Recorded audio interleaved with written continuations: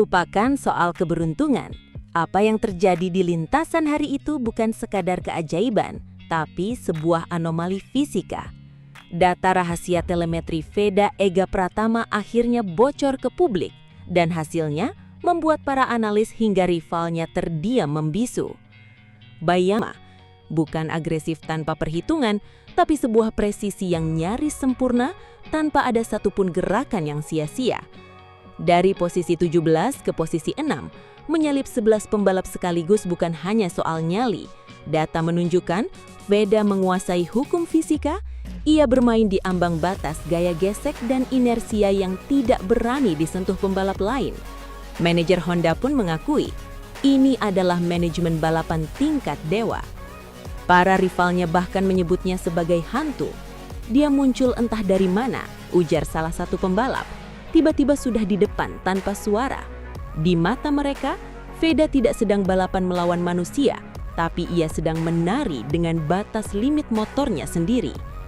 Veda Ega Pratama tidak sedang melawan hukum fisika, ia sedang mendiktetannya. Apakah ini awal dari dominasi baru di dunia balap? Simak bedah tuntas datanya di video ini.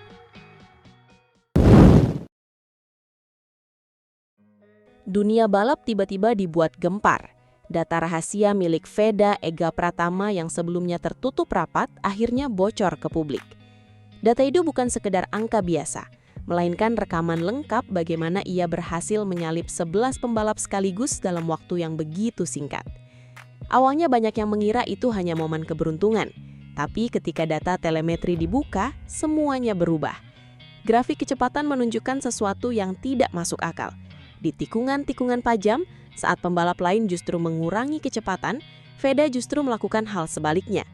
Ia mempertahankan throttle lebih lama, mengerem lebih akhir, dan keluar tikungan dengan akselerasi yang jauh lebih agresif. Bahkan dalam beberapa sektor, kecepatannya tercatat lebih tinggi 8 hingga 12 km per jam dibanding rival di titik yang sama. Para analis sampai terdiam. Salah satu analis bahkan mengatakan, ini bukan sekedar skill, ini seperti dia memahami batas motornya hingga ke level yang tidak bisa dijelaskan. Yang lebih mengejutkan lagi dari data tersebut terlihat bahwa Veda tidak hanya cepat, ia sangat presisi. Setiap racing line yang ia ambil nyaris sempurna. Tidak ada gerakan yang sia-sia. Semua terukur, semua terencana. Seolah-olah motor yang ia tunggangi bukan lagi motor biasa, melainkan motor ajaib. Di sektor lurus, akselerasinya stabil. Tapi keajaiban sebenarnya terjadi di tikungan. Di sanalah ia mencuri waktu. Di sanalah ia menyalip satu persatu lawan tanpa ragu. Bahkan dalam satu lap, ia bisa melewati beberapa pembalap hanya dengan memanfaatkan celah sekecil apapun. Data itu juga memperlihatkan keberanian yang luar biasa. Titik pengeremannya lebih dalam, sudut kemiringannya lebih ekstrim, dan kontrol gripnya hampir sempurna. Hal-hal yang bagi pembalap lain terlalu beresiko, justru menjadi senjata utama bagi Veda. Apa yang disampaikan manajer Honda itu bukan sekedar pujian. Kalau dilihat dari data balapan Veda Ega Pratama, memang ada alasan teknis yang sangat kuat kenapa ia bisa melesat dari posisi 17 hingga finish di posisi 6. Pertama, kunci utamanya ada di fase awal lomba, lap 1 hingga 3. Dari data start reaction dan akselerasi, Veda mencatat waktu respon yang lebih cepat dibanding rata-rata pembalap di grid lainnya. Ini membuatnya langsung naik beberapa posisi hanya dalam satu lap. Dalam kondisi padat seperti itu, pembalap biasanya konservatif, tapi Veda justru agresif dan presisi sehingga bisa mencuri 4 hingga 5 posisi tanpa kehilangan momentum. Kedua, efisiensi di tikungan, cornering speed. Data menunjukkan bahwa kecepatan minimum Veda melewati tikungan lebih tinggi dibanding rivalnya. Artinya, ia tidak terlalu banyak kehilangan speed saat masuk tikungan. Ini sangat krusial, karena pembalap lain brake terlalu pelan, akselerasi ulang. Veda late braking, rolling speed tinggi, exit lebih cepat. Efeknya, di setiap keluar tikungan, Veda punya keunggulan akselerasi yang membuatnya mudah melakukan overtake di straight pendek sekalipun. Ketiga, manajemen throttle dan ban. Yang sering tidak terlihat adalah bagaimana Veda menjaga ban tetap optimal. Dari data terlihat slip ban belakang lebih stabil. Tidak ada penurunan performa signifikan di lap akhir. Konsistensi waktu lap sangat rapat. Minim error. Ini berarti Veda tidak menghabiskan ban di awal demi agresivitas, tapi tetap menjaga ritme. Hasilnya, saat pembalap lain mulai drop di lap-lap akhir, Veda justru masih punya pace untuk menyerang. Keempat, race management atau kecerdasan membaca situasi. Ini yang paling selaras dengan pernyataan manajer Honda. Veda tidak asal menyalip, ia memilih momen yang tepat. Overtake dilakukan di titik resiko rendah tapi efektif. Tidak terjebak duel panjang yang buang waktu. Fokus mengejar grup depan, bukan sekedar menang posisi sesaat. Dalam data terlihat jelas, setiap overtake yang ia lakukan langsung diikuti gap yang menjauh. Artinya, ia tidak hanya menyalip, tapi langsung mengunci posisi. Kelima, lonjakan performa di lap tengah hingga akhir. Disinilah perbedaan terbesar terjadi. Saat sebagian pembalap mulai kehilangan ritme, Veda justru mencatat beberapa lap terbaiknya. Ini menunjukkan kombinasi fisik yang kuat, fokus yang stabil, strategi yang matang sejak awal. Kesimpulannya, finish di posisi 6 dari start posisi 17 bukanlah kebetulan. Itu adalah hasil dari kombinasi start yang efektif, teknik cornering tingkat tinggi, manajemen ban yang matang, serta kecerdasan membaca balapan. Seperti yang dikatakan manajer Honda, ini adalah bukti bahwa Veda Ega Pratama bukan hanya cepat, tapi juga pembalap dengan manajemen balapan yang sangat kuat.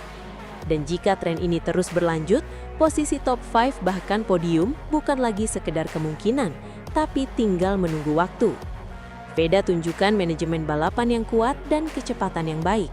Di akhir ia mampu berjuang untuk posisi top 5 dan akhirnya finish di posisi 6 yang merupakan hasil baik mengingat start dari posisi 17, ujar manajer Honda. Pada akhirnya, jika semua ini dilihat dari sudut pandang fisika, apa yang dilakukan Veda Ega Pratama adalah bentuk nyata dari bagaimana manusia mampu memaksimalkan hukum-hukum alam di lintasan. Dalam setiap tikungan, ia bermain di batas gaya gesek antara ban dan aspal, di mana traksi harus cukup besar untuk menahan motor tetap stabil, tapi tidak boleh melebihi limit agar tidak tergelincir. Disinilah Veda unggul. Ia mampu menjaga keseimbangan antara gaya sentripetal dan kecepatan sehingga motor tetap menempel sempurna di racing line ideal meski dalam kecepatan tinggi. Saat melakukan late braking, ia memanfaatkan perpindahan gaya inersia ke depan untuk meningkatkan cengkraman ban depan, memungkinkan pengereman lebih dalam tanpa kehilangan kontrol. Lalu ketika keluar tikungan, ia dengan halus memindahkan distribusi beban ke belakang, memaksimalkan traksi untuk akselerasi. Semua ini terjadi dalam hitungan mili detik presisi yang hanya dimiliki pembalap dengan feeling luar biasa.